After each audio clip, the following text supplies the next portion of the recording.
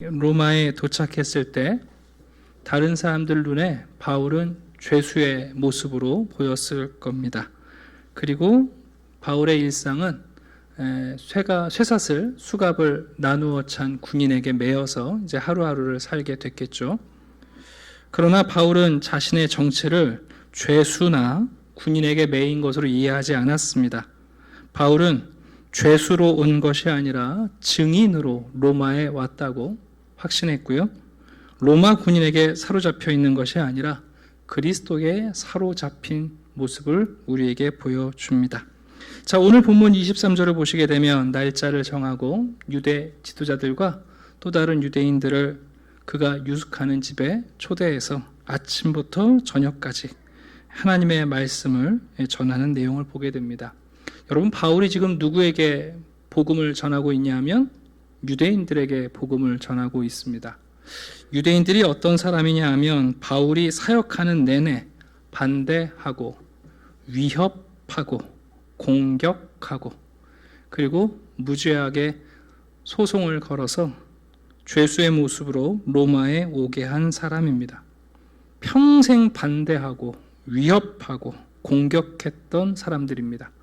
여러분, 그런데 바울은 그들을 위하여 그들을 가장 먼저 찾아서 그들에게 종일토록 말씀을 전합니다.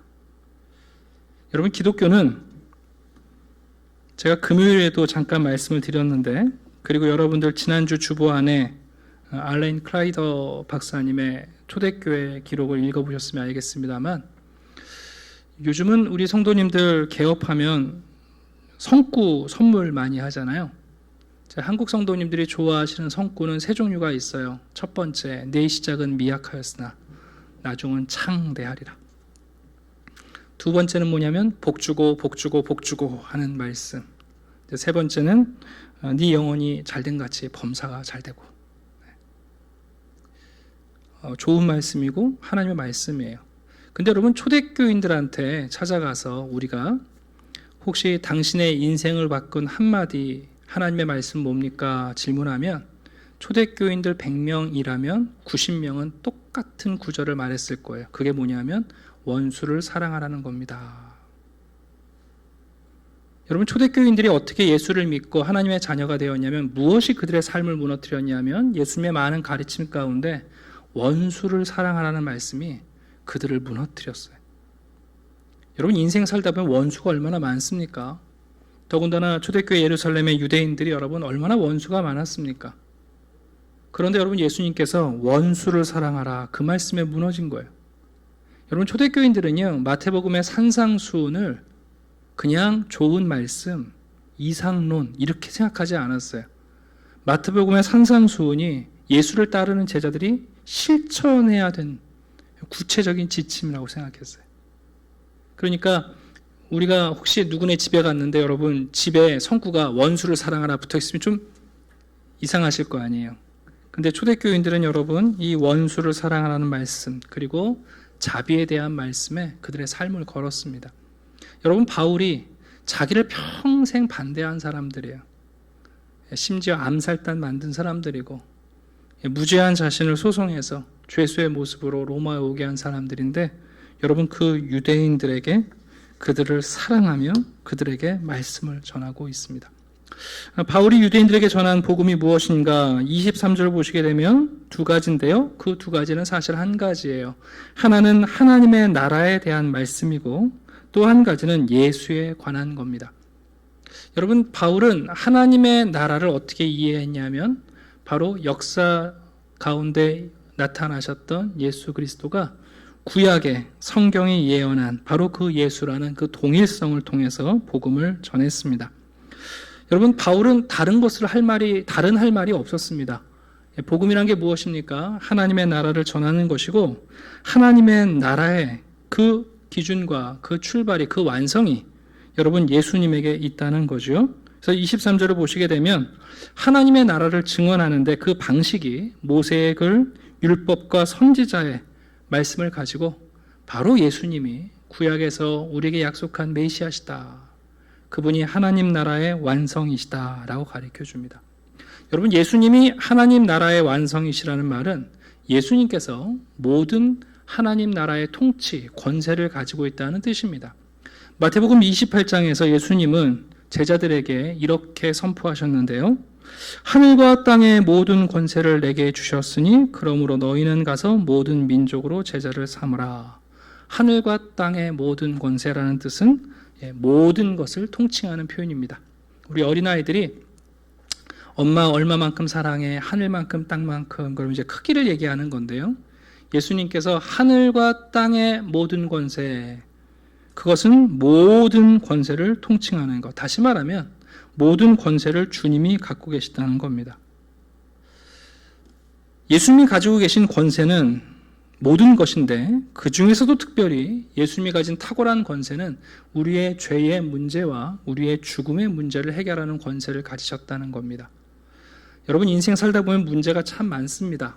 그래서 그 문제를 해결하겠다고 권위 있는 사람, 그 문제를 풀어줄 수 있는 권세를 가진 사람을 우리가 찾아다니지 않습니까? 여러분, 그리스도인이라고 해서 인생에 문제가 없지는 않습니다. 그리스도인들은 문제가 없다, 문제에서 면제된다는 사람들이 아니라 더 이상 문제가 문제되지 않는 사람들입니다. 다시요. 그리스도인들은 문제가 없는 사람들이 아니라 문제가 있음에도 불구하고 더 이상 그 문제가 안 되는 사람들입니다. 그게 그리스도인들입니다. 우리는 인생에 다양한 문제가 있습니다. 자녀의 문제, 사업의 문제, 주거의 문제, 의식주 문제, 다 문제입니다. 그러나 궁극적인 문제는 본질적으로 죄와 사망의 문제라는 것을 알고 있습니다. 그리고 지역적인 문제를 해결해 줄 사람은 많지만 본질적으로 우리의 죄와 사망의 우리의 운명을 해결해 줄 수 있는 분이 예수밖에 없다는 사실을 우리는 압니다. 예수님이 말씀하십니다. 하늘과 땅 모든 권세, 즉 죽음과 죄의 문제를 해결하신 분이 예수 그리스도시니 그러므로 너희는 가라라고 말씀하십니다. 결국 여러분, 어떤 사람이 선교하는가? 우리가 믿는 예수 그리스도가 모든 권세를 가지신 분이다. 그 믿음이 없으면 우리 절대 선교 못합니다. 아니, 거꾸로 말하면 왜 우리가 선교를 하지 못하는가? 우리가 믿는 주님이 모든 권세를 가지셨다는 사실을 믿지 않기 때문입니다. 그러니까 지역적인 어떤 문제에 대해서는 갑자기 자신이 없어지는 거예요. 죄의 문제, 사망의 문제는 예수 믿으면 돼 이러다가 인생의 정말 작은 문제 앞에서는 예수님은 여기에 필요가 없나 보다 거꾸로 생각하는 거죠. 여러분, 사도 바울은 유대인들에게 하나님의 나라를 강론합니다. 모든 성경을 통해서 예수 그리스도에 관하여 바로 그 성경이 예언하신 분이 역사적인 예수님, 바로 그 동일하신 분이다 하고 복음을 선포하고 있습니다. 자, 반응이 어땠을까요? 24절 볼까요? 아침부터 저녁까지 강론을 했는데요. 그 말을 믿는 사람도 있고 어떤 사람도 있어요? 믿지 않는 사람도 있습니다. 여기 보면 믿지 않는다라고 말할 때 25절에 서로 맞지 아니하여 이렇게 표현이 있죠. 헬라어 표현으로 이 서로 맞지 않는다라는 말이 화음이 되지 않는다, 조화가 되지 않는다 그런 뜻이에요. 우리 찬양대 사부 찬양을 하는데 음이 안 맞으면 같이 노래 못 부르잖아요. 네, 그런 표현입니다. 또 좀 다르게 표현하면 공명을 일으키지 못했다는 뜻이에요. 바울이 간절하게 진리를 전파하는데 이 말을 듣는 사람들의 영혼의 울림이 없는 거예요. 제가 이제 수련회 준비하느라고 아침에 그 선생님들하고 김밥을 먹은 적이 있는데 요즘은 김밥을 사면 그 은박지 호일에 싸서 주잖아요. 그래서 이제 호일을 펴놓고 김밥을 나눠 먹는데 갑자기 여러분 호일이 이렇게 탁 떨리더라고요. 성령이 임재하신 것 같이. 근데 그건 아니고 가만히 보니까 왜 떨리나 그랬더니 저희 요즘 건너편에 그레이스 호텔 건축하잖아요. 근데 이제 공사장 현장에서 철을 다루다 보니까 그 동일한 주파수의 공명이 건물이 떨어져 있음에도 불구하고 여러분 호일이 움직이는 거예요. 그게 공명이거든요. 여러분, 어떤 진리가 우리에게 다가올 때 어떤 사람이 그 진리에 반응한다는 건 여러분 공명 현상이에요. 영적 공명 현상. 근데 여러분, 어떤 사람들은 아무리 진리를 전해도 여러분 믿지 않고요. 또 서로 맞지 않습니다. 이제 안타까운 것은 우리가 복음을 전할 때에 우리도 알죠. 내가 예수 전하면 듣는 사람마다 다 예수 믿는다? 여러분 그렇지 못하다는 우리 압니다. 마태복음 13장을 보면 예수님께서 이미 우리에게 천국 비유를 말씀하시면서 씨를 뿌리는 사람 비유를 들려주셨어요. 길가가 있고 가시밭이 있고 돌짝밭이 있지 않습니까? 사실 옥토는 4분의 1밖에 되지 않습니다.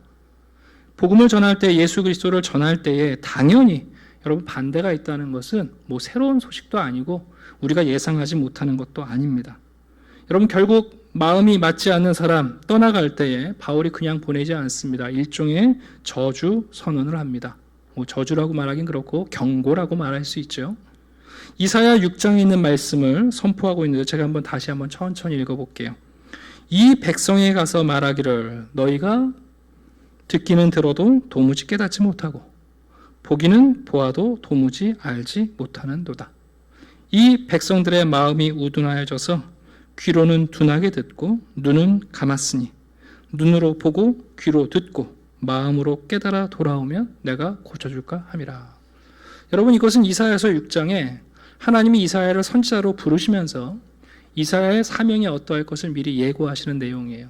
한마디로 말하면 이사야야, 내가 이스라엘 백성들을 배고프게 하지 않고 배부르게 만들 건데 네가 아무리 전하고 네가 아무리 보여주어도 백성들은 눈을 닫고 귀를 닫을 거다. 그 얘기예요. 더 완고해져서 진리 앞에서 반응하지 못할 것을 얘기합니다. 여러분 하나님 말씀을 듣고 중립을 지킨다는 것은 불가능합니다. 반드시 그 말씀에 아멘하는 사람이 있고 거절하는 사람이 있습니다. 어떤 분들은 이런 말씀을 들으면서 야 하나님이 공평하지 않다 그런 얘기 많이 합니다. 왜 하나님이 어떤 사람의 귀는 닫고 어떤 사람의 눈은 닫아서 못 보게 하고 어떤 사람은 보게 하시느냐, 하나님 불공평하다 그럽니다. 근데 여러분 이 말씀은 하나님께서 어떤 사람을 미워서 눈과 귀를 닫으신다는 뜻이 아니죠. 한마디로 말씀드리면 애초부터 들으려 하지 않기 때문에 들을 수 없고 애초부터 보지 않으려고 눈을 감은 사람이기 때문에 보게 할 수 없다는 거예요. 여러분 한번 생각해 보세요. 앞에서 정말 아름다운 것을 아무리 들고 다녀도 눈 콕 감고 안 보겠다는 사람 여러분 어떻게 보여줍니까? 네. 귀 딱 닫고 여러분 안 듣겠다는 사람 이걸 어떻게 여러분 듣게 하겠습니까? 다시 말하면 하나님이 그들을 조작하셔서 눈과 귀를 닫는 것이 아니라 그들의 마음이 강팍해서 정말 진리를 보여주고 들려주어도 눈과 귀가 닫힐 것을 말씀하는 거예요. 이것을 또 다른 표현으로 계시록 22장 11절에서는 이렇게 선포합니다. 불의를 행하는 자는 그대로 불의를 행하고 더러운 자는 그대로 더럽고 의로운 자는 그대로 의롭고 거룩한 자는 그대로 거룩하게 하라. 학교에서 선생님들이요 정말 열심히 가르치거든요. 선생님들이 좀 학업이 부족한 아이들이라도 하나라도 더 가르쳐 보려고 애를 쓰세요. 근데 참 이상해요. 공부 잘하는 애들은 더 잘해요. 근데 여러분 암백으로 작정한 아이들은 더 몰라요. 그건 여러분 선생님이 나쁜 게 아니에요. 선생님이 학생들을 심판하는 게 아니에요. 계시록에 있는 말씀처럼 불의를 행하는 자 그대로 불의를 행하고 있고 더러운 자 여러분 그대로 더럽습니다. 바울이 이게 지금 유대인들에게 하는 경고예요. 너희들 지금까지 또 예수 그리스도와 복음에 대하여 거절해 왔는데 또 다시 거절하고 있다 하고 말하는 거죠. 여러분 유대인들은 마리아의 남편이었던 요셉처럼 점잖게 마리아를 멀리 띄워놓으려고 하지 않습니다. 여러분 사람들은 예수 그리스도에 대하여 점잖게 거절하지 않습니다. 때로 우리 시대에는 그리스도의 복음에 대해서 매우 경멸하고 적대적이라는 것을 우리가 알게 돼요. 여러분 사도행전의 큰 주제 가운데 또 하나가 뭐냐면 이 유대인들 아닙니까? 예수님께서 예루살렘으로부터 그 유대인들을 포기하시지 않고 성령을 주셔서 어떻게 해서라도 유대인들에게 복음을 대하게 하시려고 하잖아요. 사도행전 전체에서 여러분 유대인들이 끊임없이 계속 복음을 거절해요. 사도행전 마지막에 가시게 되면 마치 구약에 이스라엘 백성과 유다를 향하여 하나님의 바벨론 포로를 선포하시는 것처럼 사도행전 마지막에 이것이 선포되고 있는 거예요. 유대인들 결국 너희들은 눈과 귀가 닫혀버렸다 하고 말씀합니다. 누가복음 15장에 나오는 탕자의 비유처럼 결국 유대인들은 이방인이 돌아올 때에 그 잔치에 함께하지 않는 것을 우리에게 보여줍니다. 제가 한 가지 더 드리고 싶은 말씀은 종종 우리 성도님들도 그래요. 우리가 설교를 들으면서 믿어지는 때가 있고 좀 믿어지지 않는 때가 있죠. 여러분, 부활하신 예수님을 여러분이 직접 만나면 믿으실 수 있겠습니까? 부활하신 예수님이 여러분 앞에 직접 계시면 어떻게 믿을만 하시겠어요? 마태복음 28장에 보면 11 제자가 갈릴리에 가서 예수께서 지시하신 산에 이르러 예수를 배웠고 경배하나 아직도 의심하는 사람들이 있더라. 여러분, 참 쉽지 않은 거예요. 예수님의 제자들이 모였습니다. 부활하신 예수님이 그들 앞에 나타나셨습니다. 부활하신 예수님을 보고 여러분 경배하는 제자들이 있어요. 하나님이시다. 죽었다가 정말 생명을 이기신 분이시다. 그런데 여러분 아직도 의심하는 사람들이 있습니다. 여러분, 하나님의 진리가 여러분의 삶에 바른 공명을 일으켜야 합니다. 목회자도 늘 설교할 때마다 여러분은 모르겠지만 보이지 않는 저항을 마주할 때가 참 많습니다. 여러분, 우리가 믿는다고 말할 때 여기서 말하는 믿는다는 것은 지성적 동의의 문제가 아닙니다. 그리스도인들은 성경의 정보에 동의하는 사람들이 아니에요. 성경이 우리에게 가르쳐주는 예수 그리스도와 동행하는 사람들이지. 제가 참 존경하는 안선홍 목사님께서 그 설교 가운데 아주 의미 있는 이야기를 들려주셔서 제가 재인용해 드리려고 합니다. 어떤 분이 이제 막 세례를 받으셨어요.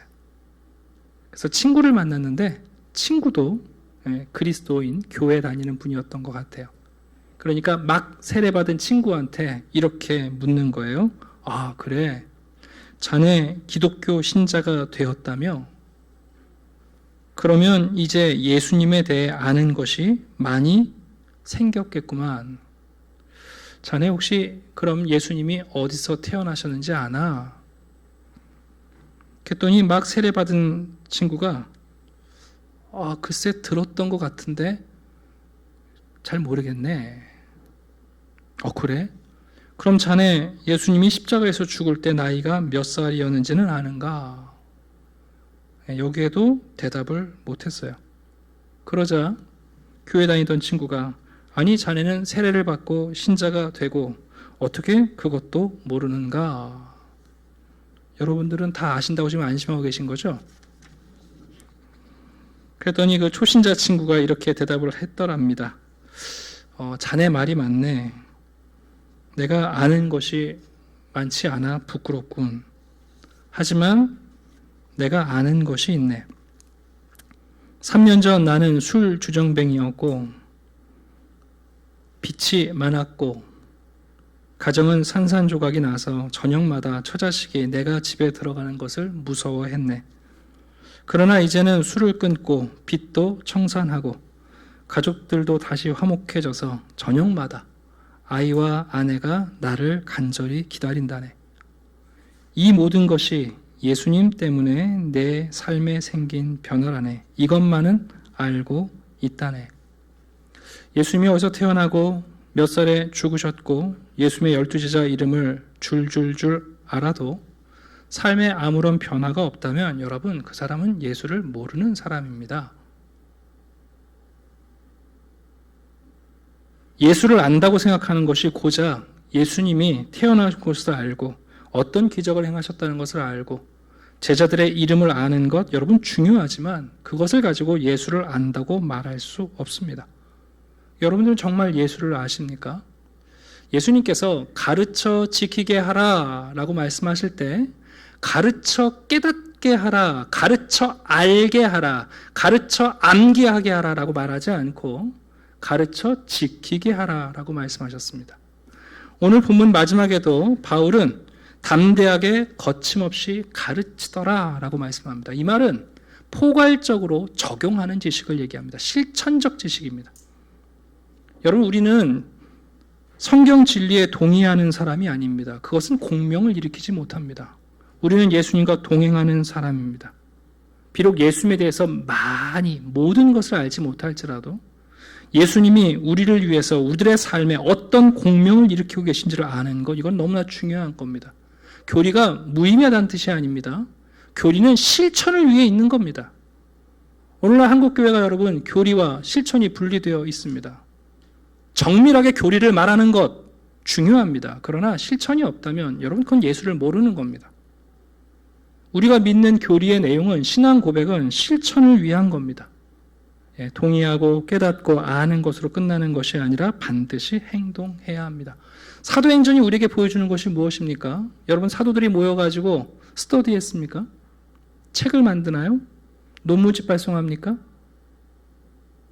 아닙니다. 여러분 예수처럼 살고 있습니다. 그게 사도행전이 지금 우리에게 보여주는 30년의 초대교회의 역사입니다.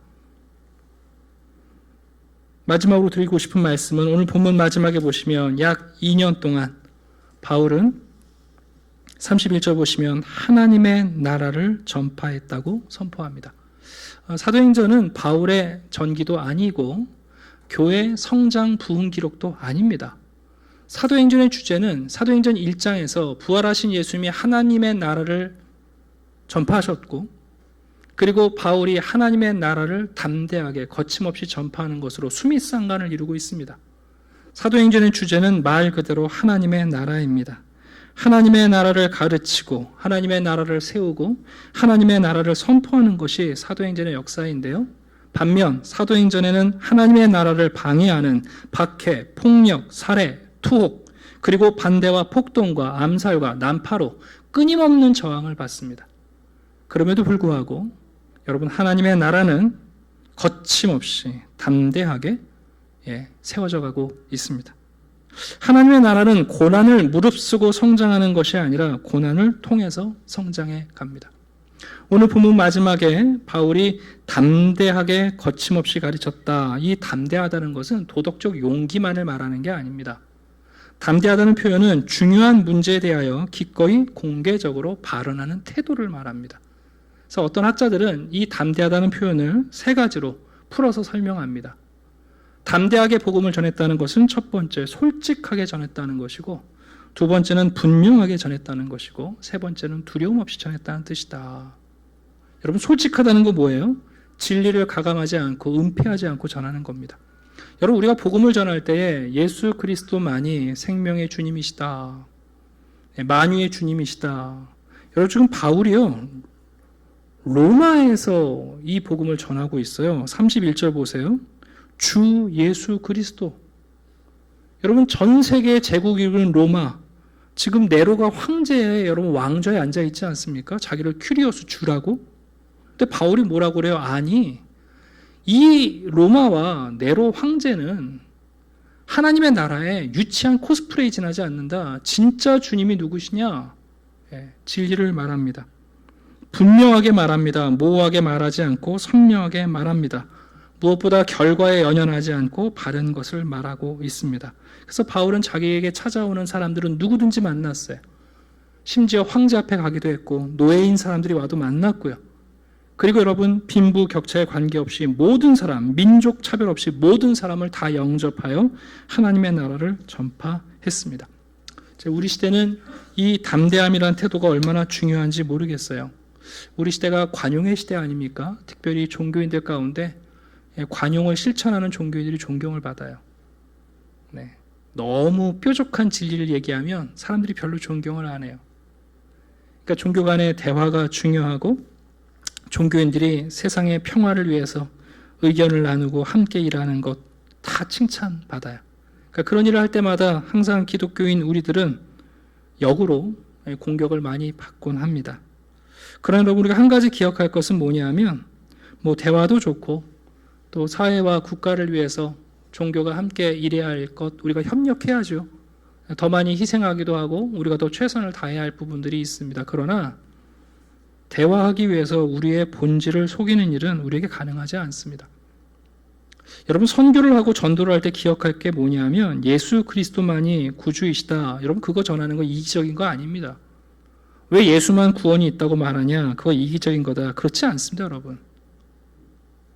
예수만이 구원이 있다고 말할 때 예수님이 무슨 말씀하셨냐면 모든 민족을 사랑하시는 분 아닙니까? 차별 없이 여러분 모든 사람을 수용하신 분 아닙니까? 그런 예수님을 여러분 나만 알고 전하지 않는다면 그것이야말로 이기적인 겁니다. 그러니까 우리는 그들을 사랑하기 때문에 복음을 전하는 것이고 또한 선교를 행할 때 그래서 교만하게 하지 않고 그리스도의 사랑을 나타내면서 해야 됩니다. 여러분 우리 성도님들이 혹시라도 여러분이 믿는 신앙에 대해서 관대함이라는 것 때문에 우리의 본질까지 삼켜버리시면 안 됩니다. 네. 왜 예수만 옳다고 그러느냐? 예수님만이 우리 모두를 품으시기 때문에 그렇습니다. 여러분 기독교는 어떤 지도자들을 위해서 존재하지 않고요. 법을 만드는 어떤 의회를 지지하기 위해서 존재하지 않습니다. 우리 국민의 뜻을 성취하기 위해서 모이는 사람들도 아니고 민주주의라는 정치 체제를 위해서 싸우는 사람들 아닙니다. 우리는 하나님 나라의 통치, 하나님의 나라가 예수가 만왕의 왕이라는 진리 안에서 그분의 사랑의 법이 인간들을 판단하실 때 그분의 통치가 진짜 정의와 공의를 가지고 오실 때 예수가 다스리실 때라야 모든 사람이 풍성한 생명을 얻을 수 있다는 진리를 놓고 싸우는 사람들입니다. 그러니까 이런 진리를 외치려면 우리가 상처도 받고 가끔 여러분 우리의 어려움도 좀 마주하게 돼요. 여러분 바울은 비록 손과 발이 묶였습니다만 입은 묶이지 않았습니다. 오히려 오늘날의 많은 성도들은요 손과 발은 자유롭지만 입이 꼭 묶여있는 사람들이 많습니다. 에이미 카마이클이라는 선교사님이 아주 의미 있는 짧은 글을 남겨놓으셨어요. 뭐라고 하셨냐면 그대는 아무런 상처도 없는가? 그대의 몸은 너무나 온전하다. 그런 글이에요. 제가 읽어드릴게요. 정녕 그대는 상처도 흔적도 가지지 않았는가? 종이 되고 나를 따르는 자의 발은 찔림을 받지만 그러나 당신의 발은 온전하다. 아무 상처 없고 아무 흔적 없는 것은 멀리서 쫓았기 때문은 아닌가. 여러분 바울은 손과 발이 묶였습니다만 입은 자유롭습니다. 우리는 손과 발이 자유로운데 왜 입이 꼭 묶여 있는지, 예수를 위해서 우리가 받아야 할 흔적과 상처를 여러분 거절하고 있지 않은지 우리가 돌아보게 됩니다. 사도행전의 대반전은 뭐냐면 이상하게 끝난다는 거예요. 아니 지금까지 바울의 재판 문제 때문에 여러분 긴 기록을 남겨놓고 누가가 재판 결과를 안 알려줘요. 그리고 끝나버려요. 왜 그럴까요? 사도행전은 바울의 전기가 아니기 때문입니다. 여러분 선교의 주어는 하나님이시고 이 사도행전을 이끌어 오신 분은 성령님이십니다.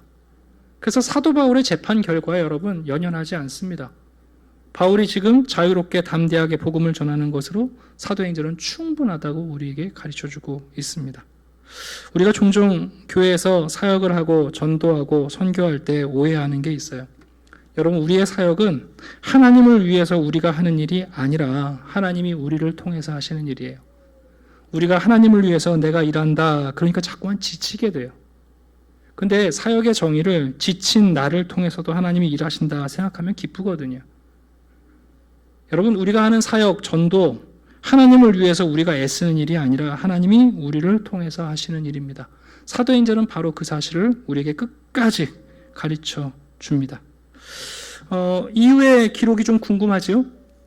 네, 간단하게 요약해드리면 이게 한 주후 60년대 일인데요. 바울은 무죄 선고를 받고 풀려나게 됩니다. 대략 2, 3년 정도 자유롭게 선교를 했던 것으로 알려져 있고요. 그러다가 주후 64년 7월 달에 로마에 대화재 사건이 발생합니다.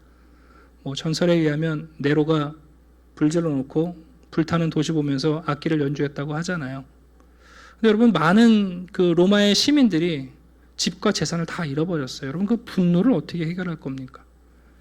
그때 로마 당국 네로는 공개적으로 그리스도인들을 방화범으로 지목했습니다.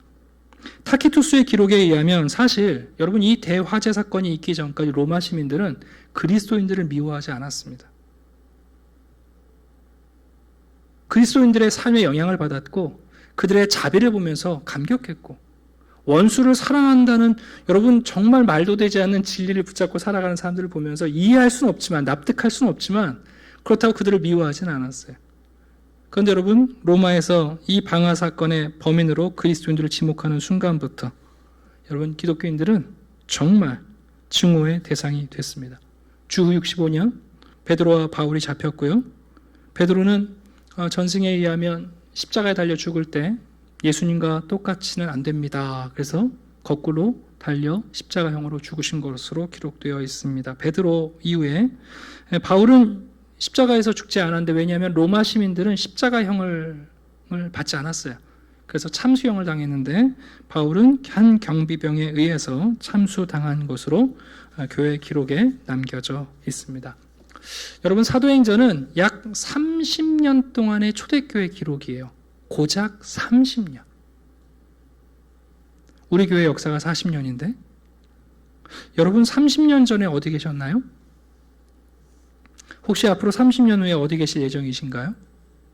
저도 19살 때부터 사역을 해서 지금 30년이 되어 가는데, 여러분 사도행전 기록이요, 무슨 100년, 200년이 아니라 고작 30년의 기록이에요. 예수님이 승천하시면서 여러분 예루살렘에서 시작됐던 한 120여 명의 성도들로 시작한 예루살렘 교회가 불과 30년 사이에 여러분, 당시 지중해를 모든 곳에 여러분 신앙 공동체가 세워지고 로마에 여러분 이 복음이 전해지고 있습니다. 사도행전을 마치면서 세 가지 적용을 하고 설교를 마치도록 하겠습니다. 자, 사도행전을 읽다 보면 왠지 걱정이 됩니다. 목사님이 나 선교사로 보내면 어떡하나, 갑자기 아프리카로 가자 그러면 어떡하나, 사도행전을 읽으면서 그렇게 적용하시는 것도 은혜가 됩니다만, 저는 오늘 세 가지를 좀 말씀드리려고 합니다. 첫 번째입니다. 여러분, 사도행전을 읽으면서 우리의 복음, 전도, 선교의 자리는 어디서 출발하는가? 오늘 내가 있는 자리에서 출발해야 합니다. 그게 정말 중요한 거죠. 여러분, 사도들이 어디 못 떠나서 안달이었던 사람들이 아니에요.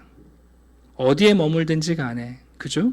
내가 어디에 있든지 간에 그곳에서 최선을 다하며 복음을 전했던 사람들입니다.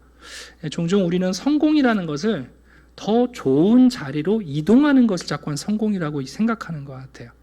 근데 여러분, 성경에서 말하는 성공은 뭐냐면 내가 있는 자리에서 내가 떠난 다음에 좋은 흔적을 남기는 게 성공이에요. 여기 직장인들 많이 계시는데, 여러분의 성공은 헤드헌터에 의해서 더 좋은 기업, 연봉 많은 대로 여러분 스카웃 되시는 게 여러분의 성공이 아니에요. 여러분이 그 자리를 떠난 다음에 여러분이 남겨놓은 흔적이 여러분의 성공이에요. 목회자의 성공은 더 큰 교회로 청빙대 가는 게 아니에요. 내가 머물고 있는 자리에서 무엇을 남기는가가 여러분 진짜 중요한 거예요. 그러니까 선교와 전도도 마찬가지예요. 본인 교회, 자기가 속한 공동체, 복음의 내용도 모르면서 여러분 멀리 뛰어다니는 거 옳은 건 아니에요. 우리가 비록 바울처럼 묶이고 매여서 여러분 가택 연금처럼 내가 꼼짝없는 자리에 있을지라도요, 여기 가까이 있는 사람들, 그들에게 먼저 예수님의 사랑을 전하는 것 중요합니다. 한번 생각해 보시겠어요? 직장 20년, 30년 다니시면 직장 동료들이 여러분 가족들보다 훨씬 친합니다. 그냥 드리는 말씀이 아니에요. 더 많은 시간을 함께 하잖아요. 우리 교회 안에 20년 이상 여러분 함께 신앙생활 하시면 가족들보다 훨씬 친합니다. 네. 우리가 머물고 있는 자리에서 여러분 복음은 시작되어야 합니다. 두 번째입니다. 그 다음 단계는 뭐냐 하면 조금 다른 곳으로, 그러나 가까운 곳부터 출발하는 거예요. 마가복음 1장 38절을 보시면 예수님께서 제자들에게 이렇게 말씀하십니다. 우리가 다른 가까운 마을로도 가자. 거기서도 전도하리니 내가 이를 위하여 왔노라 하시고. 종종 내가 머무는 자리에서 성공하게 되면 여기를 떠나고 싶지 않을 때가 있어요. 근데 예수님 뭐라고 그러셨냐면 다른 가까운 마을들도 가자. 그러니까 지금 여러분 우리가 머물고 있는 곳에서 최선을 다해서 복음을 전하고, 그 다음 우리의 관심은 어디여야 되냐면 저 멀리가 아니라 화성에 가서 복음 전하려고 하지 마시고 다른, 나와 다른 사람들이 있는 곳, 내가 한 번도 경험하지 못했던 그러나 좀 가까이 있는 사람들, 여러분 그 단계의 계단을 건너가라고 가르쳐 줍니다. 그리고 마지막 한 가지가 있습니다. 결국 복음을 전도하고 선교하고 우리가 복음을 위해서 살아가는 것은 딱 한 가지입니다. 우리가 먼저 예수의 제자가 되지 않으면 다른 사람을 제자 삼을 수 없습니다. 다시 한번 말씀드립니다. 여러분, 우리는 예수님의 가르침에 동의하는 사람들이 아닙니다. 동행하는 사람들입니다. 예수님이 가신 길을 걸어가는 사람들이고, 그리고 그 끝에는 십자가가 있다는 것을 알고 있습니다. 선교는 결국 십자가이고요. 선교의 방법은 십자가를 지는 겁니다. 그래서 선교는 순환입니다. 영어로는 그렇게 말해요. 미션은 패션이다 그럽니다. 선교라는 것은 결국 순환사입니다. 에드워드 화이트라는 교수님이 계시는데요. 이분이 나이지리아의 교환 교수로 갔던 때 자신이 발견한 어떤 무덤의 이야기를 책에 적고 있습니다. 그 나이지리아에 가시면 미양마 선교사 모역이 있습니다. 우리나라 양화진처럼.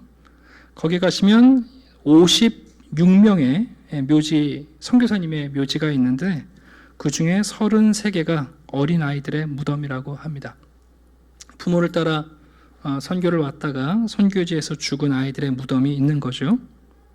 그 중에 어떤 아이는 멜빈이라는 아이는 아버지를 따라서 선교여행을 가다가 아프리카 그 계곡에 훌륭한 다리가 없었을 거 아니에요. 그러니까 외줄 다리 이런 거를 건너가다가 아이가 휘청해서 급류에 휩쓸려 떠내려가게 되는데 선교사님이 아이들을 구하러 들어갔다가 큰 아이는 구하고 둘째 아이는 구하지 못하고 함께 죽은 묘비가 있다는 것도 가르쳐 주세요.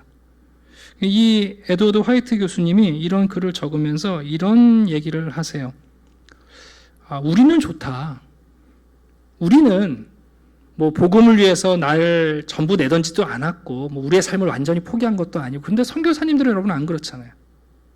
정말 선교사님들은 다 버리고 가신 분들이고 분명히 자기의 삶을 희생하신 분들이고 모든 것을 다 포기하신 분들인데, 근데 그분들이 여러분 자기 자녀들을 위해서 간절히 기도하지 않았겠어요? 자녀가 풍토병에 걸리면 여러분 정말 간절히 기도하지 않았겠어요? 급류에 떠내려가는 아이들을 보면서 하나님께 얼마나 여러분 간절히 기도했겠어요? 그런데도 하나님께서 다 버리고 떠난 모든 것을 헌신한 선교자지만 아무런 특혜도 베풀지 않으셨다. 심각한 고민을 하게 돼요. 여러분 한번 생각해 봅시다. 정말 모든 것을 버린 거잖아요. 모든 것을 희생했어요. 그럼 여러분 그래도 자녀들에 대한 기도만큼은 하나님께서 들어주셔야 되는 거 아닙니까? 우리가 뭐라고 답변하겠어요? 이분이 깊이 묵상하시다가 그분이 이런 답변을 적어 놓으셨어요. 미양마 선교사 묘지를 이해하는 것은 하나님께서도 그 사랑하는 아들을 선교지에 묻으셨다는 사실, 그것을 기억하는 것뿐이다. 여러분, 우리 뭐라고 답변할 수가 없어요. 하나님이 우리를 사랑하셔서 또 이 복음을 위해서 우리가 희생하고 십자가를 지는 참 많은 분들이 있어요. 여러분, 바울의 기록을 보면서 아니 선교하겠다는데 왜 이렇게 많은 어려움이 있는가? 우리 다 어떻게 할 말이 없어요. 그러나 이것은 진리예요. 하나님께서도 그 사랑하는 아들을 선교지에 묻으셨다는 사실, 그것을 기억하는 것, 여러분 그것이 우리가 갖게 되는, 또 우리가 붙잡아야 하는 진리인 것은 분명합니다. 우리가 이 땅에 있는 동안 여러분 나중에 천국 가면 할 수 없는 두 가지가 있어요. 하나는 전도이고 하나는 구제예요. 천국 가시면 전도 대상자가 없어요. 천국 가면 하나님께서 다 우리를 넉넉하고 부유하게 하시기 때문에 가난한 자가 없어요. 그래서 이 땅을 살아가는 동안 우리는 구제하는 일, 그리고 선교하는 일, 그거는 우리가 이 땅에서만 할 수 있는 일입니다. 참 감사한 것은 이 어려운 복음 전하는 일을 위해서 예수님은 이런 약속을 하셨습니다. 볼지어다 내가 세상 끝날까지 너희와 항상 함께 있으리라. 이게 모든 가능성을 성취하는 비밀입니다. 존 웨슬레 목사님이 말씀하셨습니다. 인생에서 제일 좋은 건 하나님이 우리와 함께 하신다는 것이다. 네. 우리가 가장 좋은 것을 가지고 있고요. 그리고 선교와 전도에 대한 가장 충분 조건을 가지고 있습니다. 마지막으로 톰 라이트 목사님이 쓰신 글을 읽어드리고 마칠게요. 이 여행은 우리의 여행이고 그 재판과 무죄 판결도 우리의 것이고 주권적인 예수님의 임재도 우리의 것이며 그 이야기도 우리가 이어가야 할 우리의 것이다. 사도행전 그 끝이 우리에게는 시작이다. 네, 사도행전을 마치면서 여러분의 삶에 이어진 놀라운 복음의 역사가 담대하게 거침없이 시작되기를 주님의 이름으로 축원합니다. 기도하겠습니다. 아버지 하나님 감사합니다. 초대교회의 30여 년의 역사를 이 진리의 말씀을 통하여 보고 듣게 하시니 감사합니다. 이 역사적 사실 앞에 우리의 눈과 귀가 다치지 않게 도와 주시옵소서. 우리가 예수님을 멀찍이 쫓아가는 자들이 아니라 바짝 쫓아가는 자들이 되게 주시옵소서. 예수님의 길을 걷는 제자가 되어서 반드시 십자가를 만지게 하시고 우리에게 주시는 자기의 십자가를 지는 성도들이 되게 주시옵소서. 하나님, 이 땅에 우리에게 맡겨놓으신 이 복음 전하는 일과 자비를 베푸는 일, 무엇보다 원수를 사랑하는 이웃사랑의 실천을 우리에게 맡겨주셨사오니 우리의 힘만으로 불가능합니다. 함께 하시는 주님께서 땅끝까지 우리와 동행하시며 이 일을 감당하게 도와 주시옵소서. 감사드리며 예수 그리스도 이름으로 기도드립니다. 아멘.